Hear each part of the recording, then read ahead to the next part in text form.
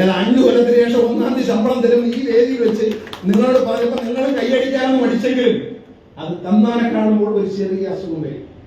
റഫറണ്ടത്തിന്റെ കാലമാണല്ലോ, ഇതിന്റെ നന്മയാണ് റഫറണ്ടം. ഇതിൽ ഇരിക്കുന്ന ജീവനക്കാർ രാഷ്ട്രീയ ബന്ധുവാണ്, അവരെ നന്മയാണ്. ഇവിടെ ഇരിക്കുന്ന ഉദ്യോഗസ്ഥരായ സഹോദരിമാരോട് ഞാൻ ചോദിക്കട്ടെ, ഇതിന്റെ മേളിൽ കയറി വരുമ്പോൾ നിങ്ങൾ പറഞ്ഞൊരു വാക്കുണ്ട്, സാറേ ഇത് പാലക്കാടാണ്, ചൂടായി കഴിഞ്ഞാൽ പുള്ളി ഉരുകും, ഇവിടെ ഇരിക്കുകയാണെന്ന് പറഞ്ഞോ. എയർ കണ്ടീഷൻ തന്ന കേരളത്തിലെ ആദ്യത്തെ എയർ കണ്ടീഷൻ ഓഫീസ് പാലക്കാടാണ്. ജീവനക്കാർ കിടന്ന 10 ബസ്സിനകത്താണ്. ഇപ്പൊ സ്ത്രീകളും പുരുഷന്മാരുടെ ജീവനക്കാർ കിടക്കുന്ന എയർ കണ്ടീഷൻ ഓഫീസാണ്. എന്താ കുഴപ്പം? പിന്നെ ഇവിടുത്തെ സമരം അവരോട് ചെയ്യേണ്ട സമരമാണ്. ഞാൻ രാത്രി പറഞ്ഞ ചോദിക്കണം, ആ മുനിസിപ്പൽ ഓഫീസിലേക്ക് നടന്ന ഈ മുനിസിപ്പൽ ചെയർപേഴ്സൺ ശ്രീമതി പ്രമീള ശശിധരനെ ഞാൻ ഫോൺ ചെയ്തിട്ടില്ല എന്ന് അവർ പറയും. മന്ത്രി അവരെ വിളിക്കേണ്ട കാര്യമൊന്നുമില്ല, ഞാൻ അവരെ വിളിച്ചിട്ട് ഇതൊന്ന് നമ്പർ ഇട്ട് തരുമെന്ന് പറയുന്നു. അവർ ചെയ്യുന്ന ദ്രോഹം എന്താണെന്ന്, ഈ ബസ് സ്റ്റേഷനിൽ എന്തെങ്കിലും ഒരു അപകടം, ഇവിടെ ഒരു തീപിടുത്തമോ ഒരു പ്രശ്നം ഉണ്ടായാൽ നമ്പറില്ലാത്ത ഈ കെട്ടിടത്തിലിരിക്കുന്ന ഈ ഹോട്ടലിൽ ജോലി ചെയ്യുന്നവർക്ക്, അവിടെ കഴിക്കാൻ വരുന്നവർക്ക് പോലും ഒരു കോമ്പൻസേഷൻ കിട്ടാത്ത ദ്രോഹം ഈ മുനിസിപ്പൽ ചെയർമാൻ ചെയ്തുകൊണ്ടിരിക്കുകയാണ്. നാണമുണ്ടോ? ഒരു നാട്ടിൽ എന്ത് പരിപാടി ഉണ്ടെങ്കിലും, ഞാൻ ചങ്ങനാശ്ശേരി പോയി, ഞാൻ നോക്കിയപ്പോൾ ഒരു ബഹളം, ഒരു കുടിയൊക്കെ ഉണ്ട്. ഞാൻ അവിടുത്തെ MLA അവിടുത്തെ ബസ് സ്റ്റേഷനിന്റെ പണം അനുവദിച്ച് കല്ലിടാൻ പിടിച്ചിരിക്കാം, ഒരു ബഹളം. ഞാനാണെങ്കിൽ ഒരു കുറ്റവും ചെയ്യാറില്ല, ഞാനങ്ങനെ വെളിയിലിറങ്ങി പോകാറില്ല, പ്രസംഗിക്കാറില്ല, ആവശ്യമില്ലാത്ത ഒരു കാര്യത്തിൽ ഇടപാടില്ല. സിനിമ ഉണ്ടാലും ഉണ്ടാവും, ഇപ്പൊ സിനിമ കണ്ടിട്ട് ഉണ്ടാൻ പാടില്ല, അപ്പൊ സിനിമ ഉണ്ടാലും ഉണ്ടാവും.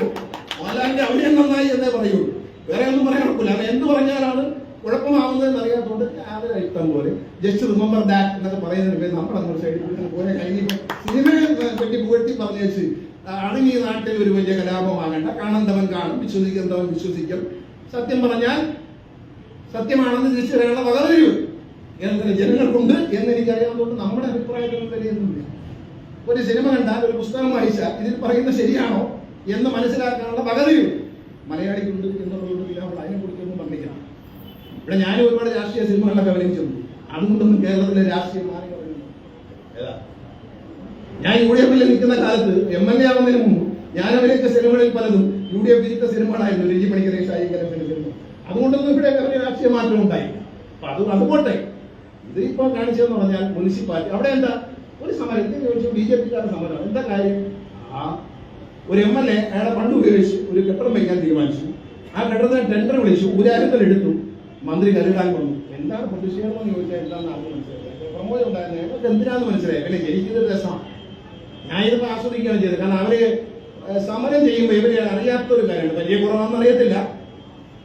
ആദ്യം ഒരു നോട്ടീസ്, ഷാബി എനിക്കൊരു നിവേദനം എനിക്ക് തരുന്നു, അതിനെ നിരസിച്ചുകൊണ്ട് പ്രവർത്തിച്ചാൽ പ്രതിഷേധിക്കുന്ന. മൂന്നാറിൽ പോയൊരു തമാശയുണ്ട്.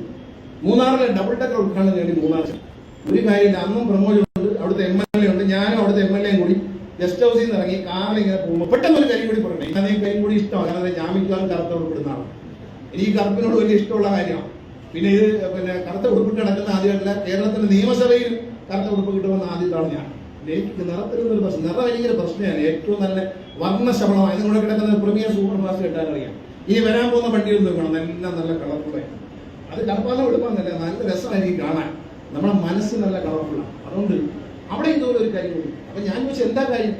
ഇവിടെ അനധികൃതമായ ഓട്ടം ഉണ്ടെന്ന് പറഞ്ഞു. നിങ്ങൾ മനസ്സിലാക്കണം, ഞാൻ സ്റ്റേജിൽ കയറിയാൻ പറഞ്ഞു അവര് സമരം ചെയ്തെല്ലാം എന്നോട് പറഞ്ഞില്ല, പക്ഷെ ചോദിച്ചപ്പോൾ അറിയാൻ കഴിഞ്ഞത്. അപ്പൊ റിപ്പോർട്ടർ ചാനലിലെ ലേഖകൻ എന്നോട് പറഞ്ഞു, സാറേ ഇവിടെ അനധികൃതമായ ഓട്ടമുണ്ട്, ലൈസൻസ് ഇല്ലാത്തൊരു വണ്ടി ഓടിക്കുന്നുണ്ട്, അവര് നിരന്തരമായ അപകടങ്ങൾ ഉണ്ടാക്കുന്നുണ്ട്, ഇൻഷുറൻസ് പോലും കിട്ടത്തില്ല, വണ്ടിക്ക് ഇൻഷുറൻസ് ഇല്ല, ടാക്സ് ഇല്ല, അതില്ലാത്തവരെ തടയണമെന്ന് ആവശ്യപ്പെട്ടുകൊണ്ട് അതിനായിരുന്നു സമരം എന്ന് പറഞ്ഞ് ഞാൻ നേരെ പിറ്റേ ദിവസത്തെ നടപടി ആരംഭിച്ചു. നിങ്ങൾ മനസ്സിലാക്കണം, കേരള സർക്കാരിന് ഏതാണ്ട് 1 കോടി രൂപ 25 ദിവസം കൊണ്ട് നികുതി വെട്ടിച്ചവന്റെയും ലൈസൻസ് ഇല്ലാതെ വണ്ടി, ലൈസൻസ് എടുത്തിട്ട് കൊണ്ടുവരാത്തല്ലോ, ലൈസൻസ് സാധനമേ എടുത്തിട്ടില്ല, വണ്ടി ഓടിക്കുക, ദിവസം 7 പേര് 8 പേരെയാണ് പിടിക്കുന്നത് മോട്ടോർ വെഹിക്കിളുകാർ. അതിൽ ലൈസൻസ് ജീവിതത്തിൽ ഒരിക്കലും ലൈസൻസ് എടുത്തിട്ട് ഒരിക്കലും ലൈസൻസ്. പക്ഷെ അവരെല്ലാം വണ്ടി ഓടി ആരെ? മൂന്നാറിൽ വരുന്ന, വിദേശത്ത് വരുന്ന ടൂറിസ്റ്റുകൾ, വടക്കേ ഇന്ത്യയിൽ വരുന്ന ടൂറിസ്റ്റുകൾ, കേരളത്തിൽ വരുന്ന ടൂറിസ്റ്റുകൾ, കുടുംബങ്ങൾ, ഇവരെയൊക്കെ ഇരുത്തിക്കൊണ്ട് ടാക്സ് ഇല്ല, ഇൻഷുറൻസ് ഇല്ല, ലൈസൻസ് ഇല്ല, വണ്ടി ഓടിക്കുകയാണ്. ചാനൽ പ്രവർത്തകരാണ്, മാധ്യമ പ്രവർത്തകരാണ് ഇത് ശ്രദ്ധയിൽപ്പെടുത്തിയത്. പിറ്റേ ദിവസം തൊട്ട് കൈകാര്യം ചെയ്തു. 1 മാസം കൊണ്ട് 1 കോടി രൂപയോളം സർക്കാരിന്റെ ഖജനാവിൽ വരുമാനം കിട്ടി. നിയമലംഘനക്കാരെ, ആയിരക്കണക്കിന് നിയമലംഘകരെ അറസ്റ്റ് ചെയ്തു. ബഹുമാനപ്പെട്ട ഹൈക്കോടതി പറഞ്ഞിട്ട് വലിയ ലൈറ്റ് ഒന്നും പിടിപ്പിക്കുന്നു, അതെല്ലാം ഇളക്കി, അതിനൊക്കെ ഭയങ്കര ഫൈൻ അടിച്ചു. ബഹുമാനപ്പെട്ട ഹൈക്കോടതിയുടെ കർശന നിരീക്ഷണത്തിലാണ്. എല്ലാം കോടതി പറഞ്ഞതുപോലെ തന്നെ എല്ലാത്തിനും ഇളക്കി റെഡിയാക്കി. അവിടെ അരാജകത്വമായിരുന്നു. KSRTC ഡബിൾ ഡെക്കർ ബസ് കൂടായി. എല്ലാവരും അത്ഭുതപ്പെട്ടു. എന്താണിത്? കണ്ണാടിയിൽ ബസ്. ഞാൻ തന്നെയാണ് കണ്ണാടി ബസ്സിൽ കൽപ്പന ചെയ്യുന്നത്. അഭിമാനത്തോടെ പറയാം, അത് വരച്ചതുപോലെ അതിനേക്കാൾ ഗംഭീരമായി നിർമ്മിച്ചു തന്നത് KSRTCയിലെ ജീവനക്കാരാണ്, അവിടുത്തെ മെക്കാനിക്കുകളാണ് എന്ന് നിങ്ങൾ കയ്യടിയോടെ അവരെ അറിയുന്നില്ല. അതെല്ലാവരും അറിയില്ല. ആ ബസ് ഇമ്പോർട്ട് ചെയ്തതാണോ വടക്കേന്ത്യയിൽ ഉണ്ടാക്കിയത് ആൾക്കാർക്ക്? ആ ബസ് KSRTCയിലെ ജീവനക്കാർ ഉണ്ടാക്കിയതാണ്. അവർക്ക് അഭിമാനിക്കാവുന്ന അവരൊരു നേട്ടമാണ്. ഇത്തരം പുതിയ ആശയങ്ങൾ മുന്നോട്ട് വയ്ക്കുന്നതിന് പ്രമോദിന് കഴിഞ്ഞ മാസം കേന്ദ്ര സർക്കാരിൽ നിന്ന് 1 ലക്ഷം രൂപയുടെ സമ്മാനം കിട്ടിയിട്ടുണ്ട്. പുതിയ ആശയങ്ങൾ KSRTC കൊടുക്കുന്ന പുതിയ ആശയങ്ങൾ നടപ്പിലാക്കുന്നതിന് KSRTC കിട്ടിയ അവാർഡ് അദ്ദേഹം കഴിഞ്ഞ മാസം 1 ലക്ഷം രൂപയും പ്രശസ്തി പത്രവും ഫലകവും അദ്ദേഹത്തിന് കിട്ടിയിട്ടുണ്ട്. ആ മാറ്റം നമ്മൾ ഉൾക്കൊള്ളുകയാണ്. ബഹളമൊന്നും വെച്ചിട്ടൊന്നും കാര്യമില്ല. പറഞ്ഞാൽ ചെയ്യുമല്ലോ. മൂന്നാറിൽ കൊടി കാണിച്ചിട്ട് കാവലെന്നെ പറയാനുള്ളത്. എല്ലാ ഈ മുനിസിപ്പാലിറ്റിക്ക് വല്ല ഉത്തരവാദിത്തമുണ്ട്? ഇവിടെ വരുന്ന ഓട്ടോറിക്ഷക്കാർ മുഴുവൻ അമിതമായി മീറ്റർ ഇടാതെ വണ്ടി ഓടിക്കൽ മുനിസിപ്പാലിറ്റി ഉത്തരവാദിത്തം വരുന്നതായിരുന്നു. ബഹുമാനപ്പെട്ട MP 2.5 കോടി ചെലവാക്കി പ്രൈവറ്റ് ബസ് സ്റ്റാൻഡ് പണിത്. എന്തുകൊണ്ട് തുറന്നു കൊടുക്കുന്നില്ല മുനിസിപ്പൽ ചെയർമാൻ? എന്താണ് അസുഖം തുറന്നു കൊടുക്കാൻ?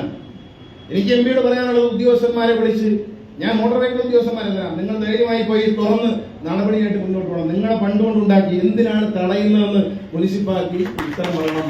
എന്തിനാണ് 2.5 കോടി അദ്ദേഹം ചെലവഴിച്ചു? പൊതുമുതലാണ്, ഡെഡാക്കി ഇട്ടേക്കാനുള്ളതല്ല. ഇവിടെ എന്താ സംഭവിച്ചത്? ഇവിടെ 3 കടക്കാരിപ്പുണ്ട്. തുറന്നെന്ന് പറയുക.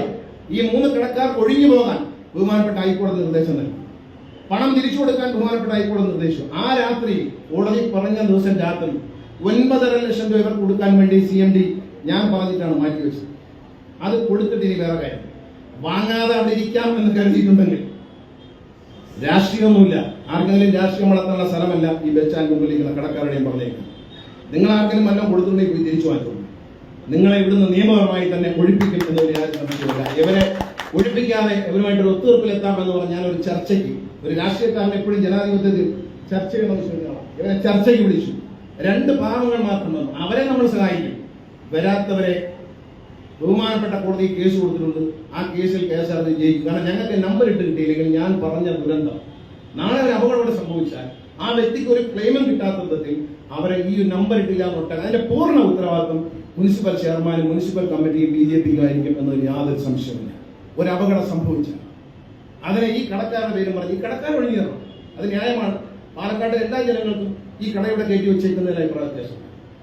അത് മാറി തന്നെ തരണം. അതിനൊരു സംശയം അവർക്ക് വേണ്ട. മാറ്റുക മാത്രമല്ല, നിങ്ങളുടെ പേരിൽ എവിടെയുണ്ടെങ്കിലും കേരളത്തിൽ ഇതുപോലെ KSRTCയെ നശിപ്പിക്കുന്ന തരത്തിൽ കച്ചവടം നടന്ന നിങ്ങളുടെ ബന്ധുക്കളാവട്ടെ, സുഹൃത്തുക്കളാവട്ടെ, നിങ്ങളാവട്ടെ, ആരെങ്കിലും ലൈസൻസ് എടുത്തുണ്ടെങ്കിൽ ഇനി ആ ലൈസൻസ് പുതുക്കും എന്നാരും സ്വപ്നം കാണണ്ട.